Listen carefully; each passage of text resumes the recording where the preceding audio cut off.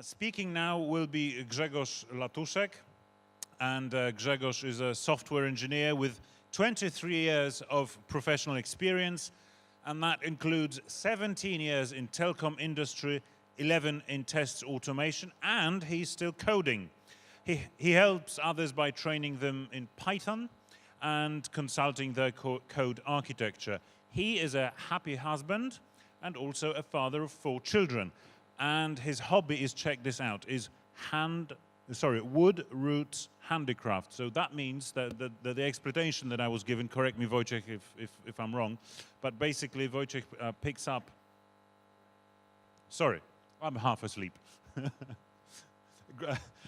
Grzegorz picks up roots in the woods and sort of weaves them together. Is it by hand only, or do you have like simple tools? Usually by hand, but I'm using some devices to speed up things. Right. Usually I create lamps, things like that, and I give it to family for gifts. Okay. You haven't got one to show us, do you? No. Maybe no, I forgot. Maybe next year. Okay. And Grzegorz's talk is called Test Automation Step Back, Please. So I am going to step back, but not before you give Wojciech a warm welcome. Thank you. Gotcha. It was Grzegorz. Thank you very much.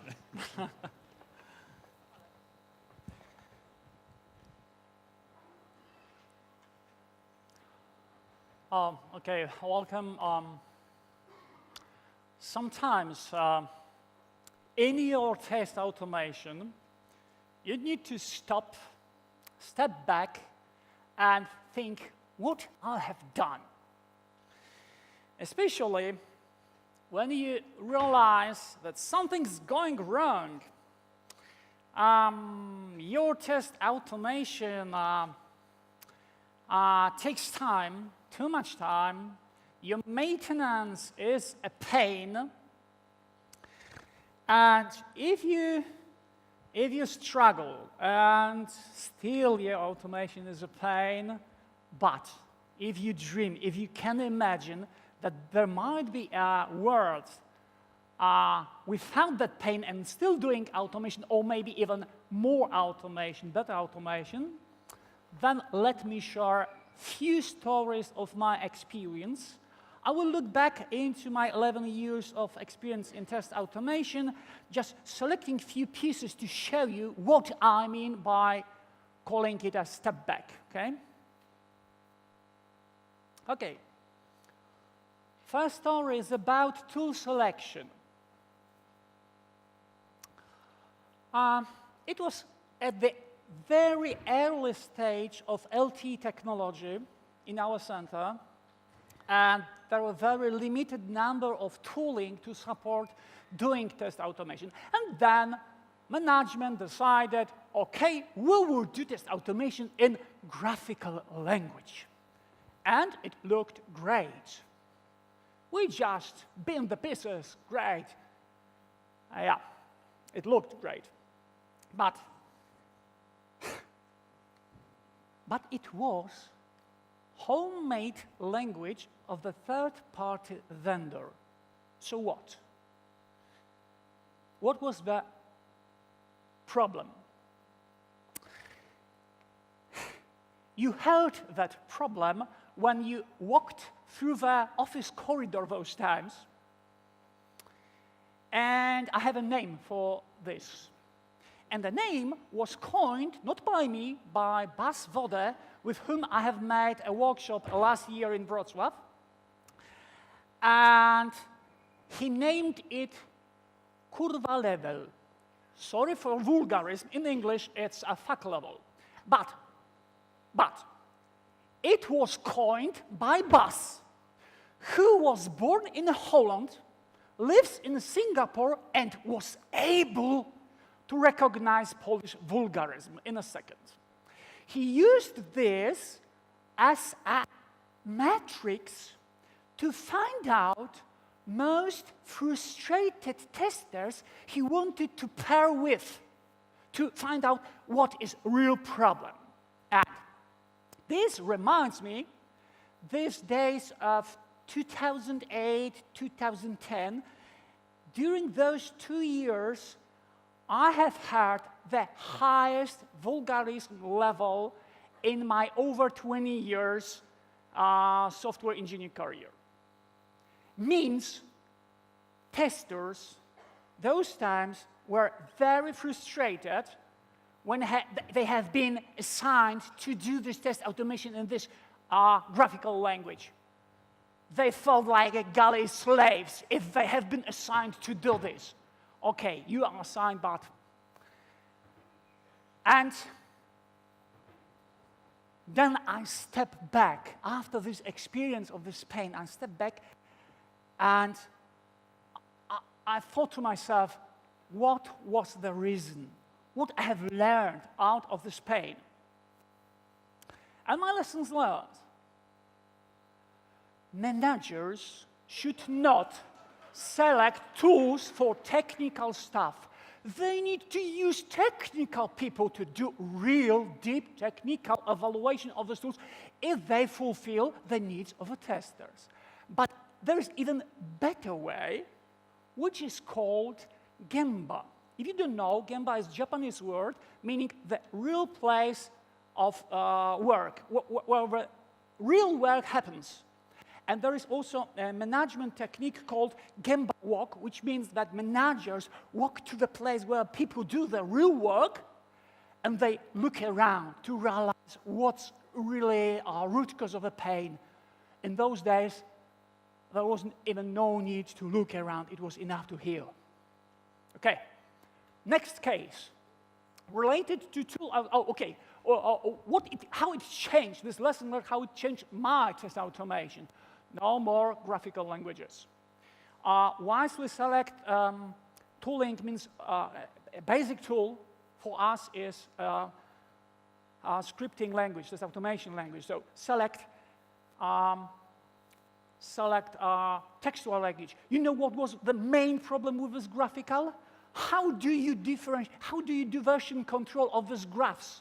How do you compare that something was in this graph working yesterday and is not operable today, and what is the diff between graphs if there was no underlying textual representation? So if you have any text language, Python, you get it for free. You put a Git, an SVN on it, and you have it.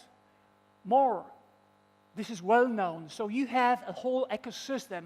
I mean by this, all the tooling, IDs, debuggers, profilers, knowledge available on the internet, people on the market knowing this. So this decreases the frustration and the fear of learning something unknown. Okay. Next case. The first tool was external tool. And how about tools that you frequently create? You may know, you may even not call them the tools or just the libraries, things like that. Okay, you do it for your purpose, and then what might happen?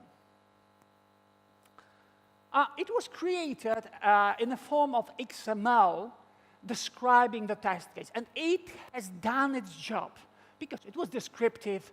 There's some flow name, there are messages coming, going out. We check if the given sequence of messages happens. At the end, there is some verification of counters. That's it.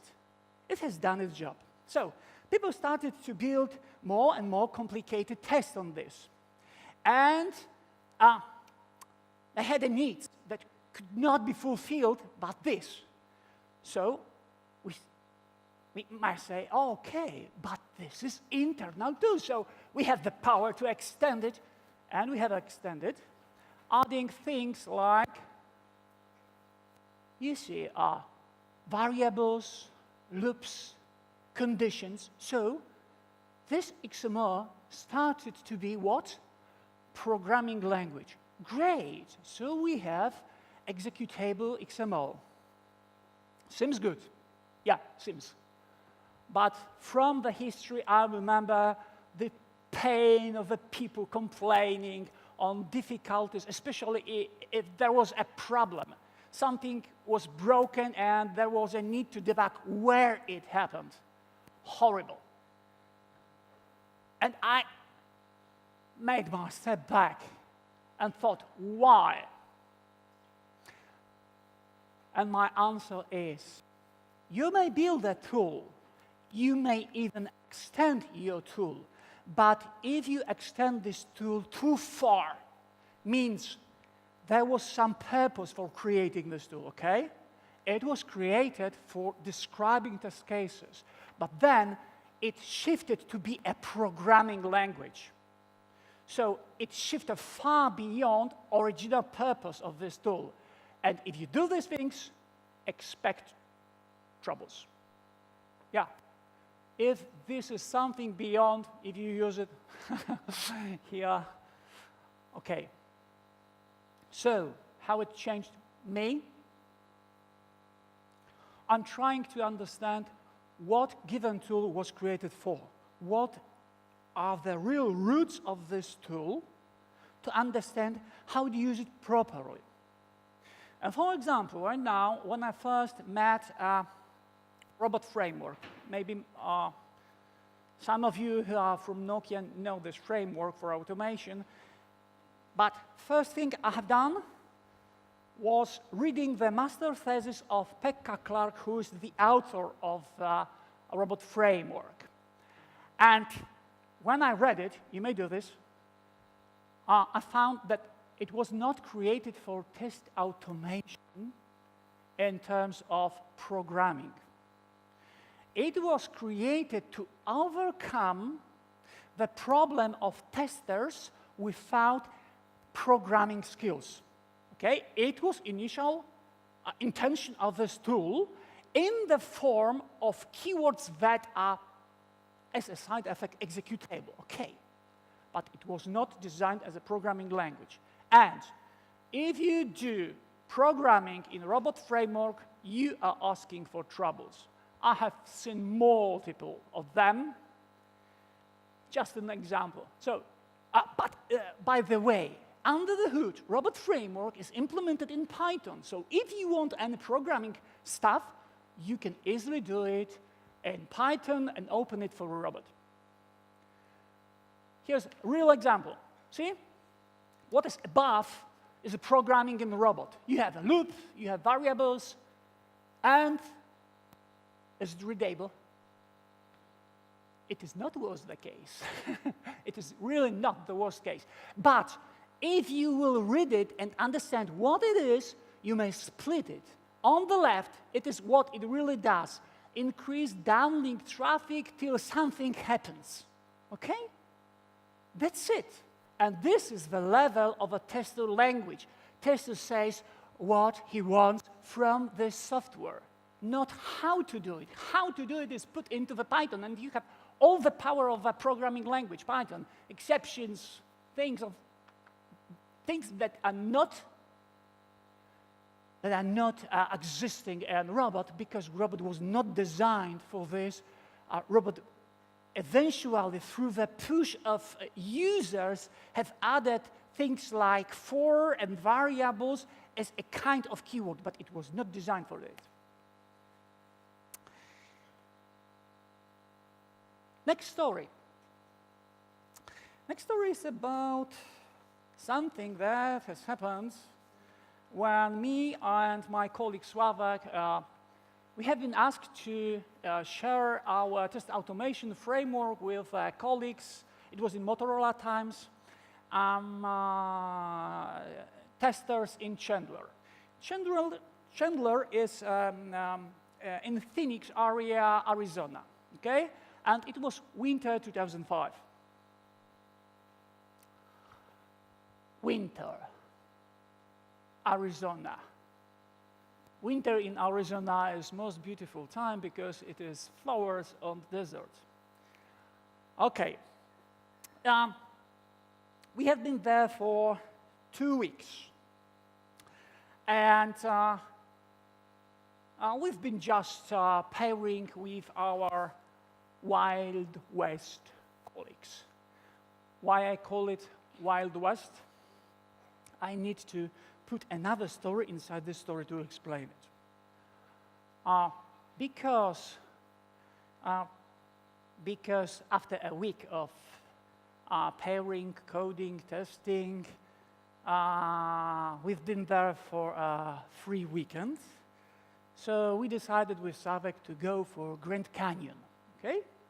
So wonderful views, and we reached there around noon, but noon was a little bit late for my crazy idea because I wanted to go from this bright angel towards the plateau point, which is like 900 meters down and 10 kilometers along, and you need to go back. And you need to go back before 7 p.m. because there was a sunset. And what is Grand Canyon? It's a big hole in the earth. When sunset, everything below is dark. Okay, but I'm crazy as always, so I go there and to the point. Why Wild West? Not because you have wild nature on the trail, okay? It might be, but because when I realized, being on the plateau point, that I spent too much of my time just doing a sightseeing and taking the photos, I realized, no way, I won't be there at the top at 7 p.m. So I've gone for some help to the ranger station. The ranger was a woman. I asked her, I forgot my mobile. Could you just please call the upper ranger station and maybe they can call somehow Sławek and tell him, I'm going, just wait for me. No way. There's no such possibility, she answered. Okay, it's going dark. Could you just please borrow me a flashlight, a torch in English, so that I can go? No, flashlight is a standard equipment of everybody coming here, so you should have your own. In other words, she told me, I won't help you. Wild West. Either you survive or die. So, as you can see, I survived. I escaped 2 hours after sunset at 9 p.m., hoping that Sławek is still waiting on me on the parking lot. And yeah, he was. It was the only car on the parking lot with lights on, and Sławek was in. And I just think right now what he thought in those times. He's 1,000 miles from Poland on a business trip. His colleague is somewhere down in this hole, and no sign of him, no contact after 2 hours. But he waited for me. And this is my first lessons learned for you to share. Oh, here's the Sławek. Thank you, Sławek. Take your colleagues, your co-workers, to mountains, forests, river that know for the real adventure, and build trust. When you come back to your office, you will realize the difference. You won't be afraid of a code review with this person because you will have a trust. You may ask, and you will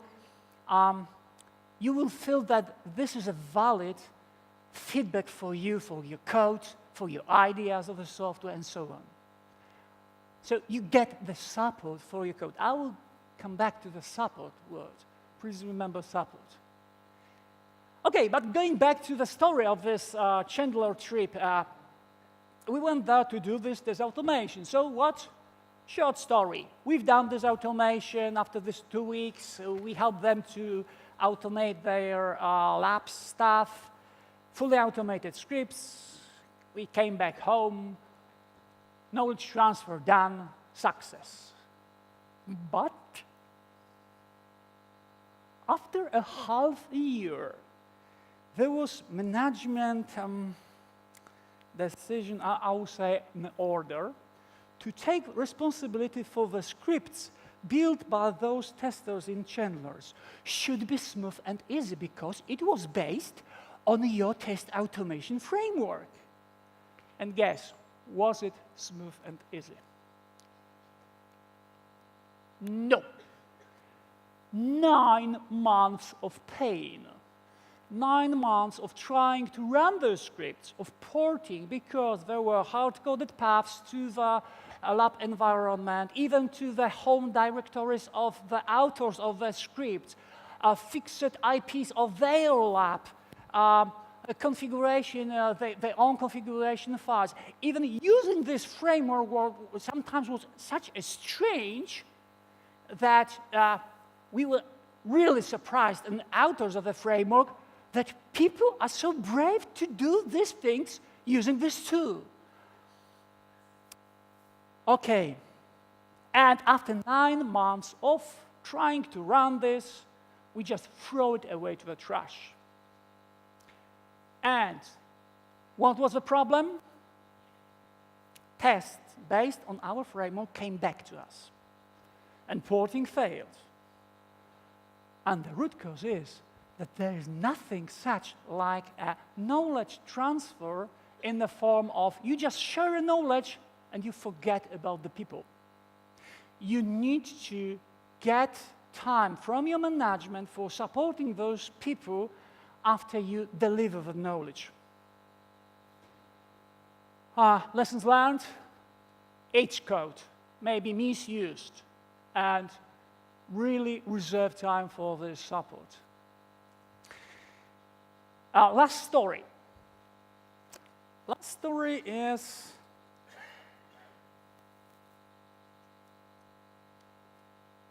there was a change, as always. It was in September 2013. New message came to our Kraków center. You should do your automation in robot framework. Okay, and I read what it is created for, and I realized, okay, so there is a need for revolution. I need to throw away all the automation that we have done over the 13 years, all stabilization that has been made with this tool over the 13 years, all the reusable pieces, SSH connections, TCP connections, so on, everything just throw away. Is there any other way to change this revolution into evolution and slowly migrate to protect our previous experience? Okay, and me with a few colleagues, we have invented this way. It was just JSON RPC gluing Python and Perl. Okay, so anything that was available inside this Perl framework was exported to the robot through the Python glue. Python objects just being a proxy objects, okay? My wife coined the name, which is Raf, this beautiful bird. But, not but. And using this, it took some time. However, using this, we have created over 1,000 test scripts that are running till now. And testers really got a speed in test automation. What was the benefit? Major benefit was possibility of mixing. We could borrow pieces from robot stuff created in any center of Nokia and mix them with this Perl stuff through this glue inside a single script. So you have all the power of past together with new pieces that you can steal from other teams and so on. So, seems success. If success, we want to broaden the success and we want to show what we have done. So, we say to our to other centers, who wants it? And the answer? And I say to myself, why? I do my step back. I found few root causes. I will just share with you 2 of them, starting from the second. Second was difficulty. This Perl framework somehow made constraints, how you should create your scripts, configuration files. Maybe most difficult was when you have a problem. You need to put a breakpoint during debugging in Python debugger and in Perl debugger in parallel. Not so easy, even for me. But you get a huge reuse, something difficult, huge reuse, but it costs the learning curve. But this is not the real fundamental aspect of code reuse. What is the major factor that describes code that you won't reuse? Any idea how you call it?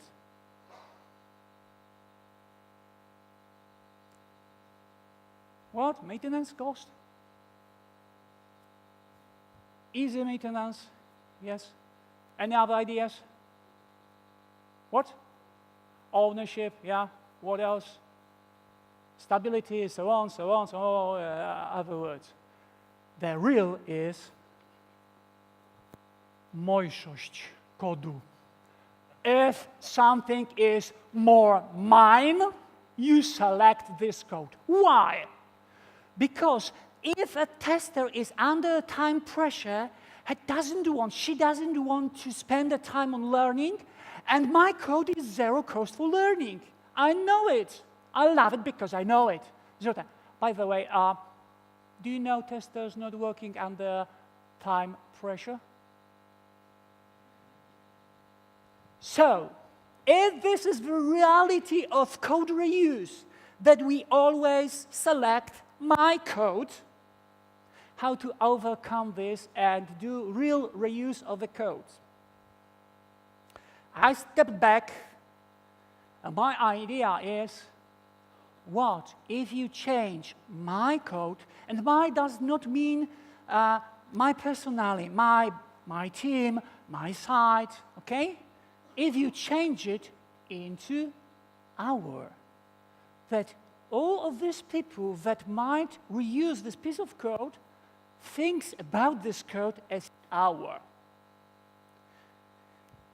And this is how it started. I started to look for the same frustrated people, realizing so much of duplicated code, not doing reuse, and I found Lazo Eric from Oulu, Finland. And we started from implementing the abstract UI library. It was winter, but Finland winter, it was minus 27 degrees. And together with colleagues from their automation team, we've been able, and we started not from design documentation, specification of this, we just met together. I went to Oulu to meet them face to face, and sitting together, we've designed this library to fulfill our needs of our center and their needs of their center, to have the layer of test scripts look the same, exactly the same. And under the hood, just using design patterns, we've created two implementations for this UI. One was for UI used in Oulu lab, and the second one was for Qualcomm UIs, reusing also these rough libraries. And after a week designing, we were able to create operational proof of concept code doing the first mobile call using both. So it was possible. Later on, there was a second workshop in Kraków, and this is this abstract UI Python library. And later on, there was a second workshop where people from Wrocław, Poland, and from Ulm in Germany joined this. Because what has changed here, it was not like a service. You frequently maybe hear, you are automation team, you have a request, someone wants something from you, you do it. They are free because they have put it on a tracking system and they just depend on you. Here is different. We build the code together, so we feel this code as my code. So I want to share this code on my side. On each of the side, I am creator of this, and I will share with the testers from my side. So Lessons learned. Don't underestimate social aspects of the code reuse. Change ownership to shared ownership and take care of the relations. And my final message is that don't be ashamed of your test automation failures. Rather, just when you encounter a failure that you change into the learning possibility, share it. Share it, step back, rethink why it happens, and learn something out of this, and then yet another request to you, share it, as I do right now, to just let other people benefit from your experience. You may warn them what not to do, how not to do, just to save their time. Thank you. Grzegorz Latuszek, ladies and gentlemen.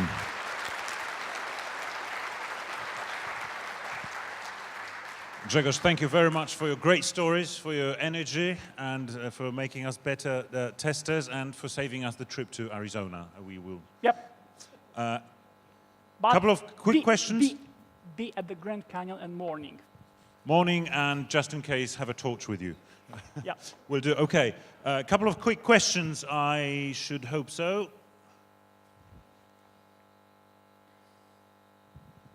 So, have we got anything on Slido? What's your opinion about the best approach to start building automation framework from scratch? I'll have one. Meet with the people and speak, and spend, if this is planned to be a build automation framework, take most experienced people and put them for a week in a single room reserved for them to speak and discuss and argue against each other. Then they will create the design.